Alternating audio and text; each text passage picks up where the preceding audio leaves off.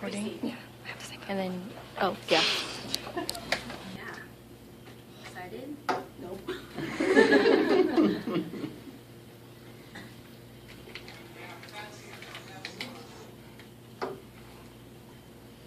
Okay, everybody all Shots, set?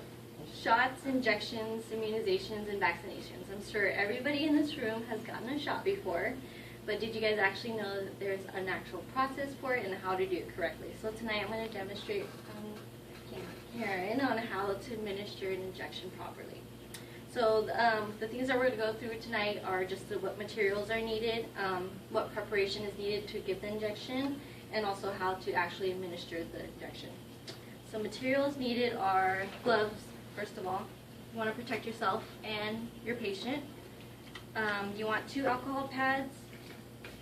You want 2 needles. The needles are used for one for drawing up and then one to actually administer the injection. You want the vial of medication that you're going to give. In this case, it's going to be sterile water because I'm not giving anybody anything. And then you want the syringe with the plunger in there. You want some kind of gauze or a cotton ball for the bleeders, I call. And then you want a bandage for after. So after you have everything there, you could start with the preparation. So what you want to do is put on your gloves. You always want to put on gloves because you don't know what people have and they don't know what you have. And then you want to drop the medication. So the first step is to take your syringe and you're going to take your draw up needle, which is an 18 gauge in this case. It's bigger gauge hole and it'll draw up the medication quicker. Don't do that. You're going to take the alcohol pad and you're going to clean the top of your vial to disinfect anything that's been there. You're going to take the needle out and you're going to draw up the medication depending on what the dose is that the doctor has ordered. In this case, I'm just going to do 1 ml. These needles have a safety lock on there, so any hard surface that you're going to press down on it, it's going to lock the needle. And it's not going to do anything. So after that, you're going to go ahead and put on your normal needle that you're going to use to inject the patient with. In this case, it's a way smaller needle. It's 1 inch for an intramuscular patient. So after you have the medication set up and everything ready, you're going to go ahead and prep. You're going to measure the area for the patient to get the injection. Usually it's on the deltoid, which is the most common spot to ever get all your injections. So to measure it, what you're going to do is, if you feel your shoulder, there's a bone that's on the top. You're going to measure 3 fingers down from there, and under those 3 fingers, that's the deltoid muscle right there, and that's where you're going to give the injection. In this case, it's going to be right here. Okay.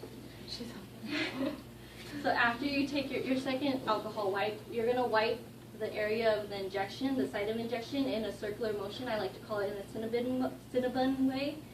And you're going to go from the inside starting on the outside. You don't want to go around the same area that you already have gone over. So after that, I like to have my patients always have the alcohol dry because it's less of a sting. So while the alcohol is drying, you want to prep your Band-Aid or your bandage of choice.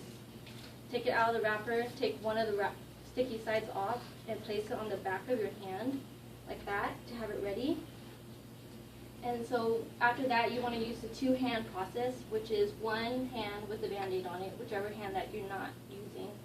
You're going to hold the muscle and squeeze it. You're going to hold the other hand with the syringe as if you're holding a pencil. You're going to take the cap off, and you're going to bevel up. Bevel is the hole of which the needle is, the hole of the needle on top where the medication comes out of. You want that facing up. And then you're going to go ahead and place your arm, the back of your forearm on the patient, so that way if she moves towards me, it's not going to go towards me. I have control of her.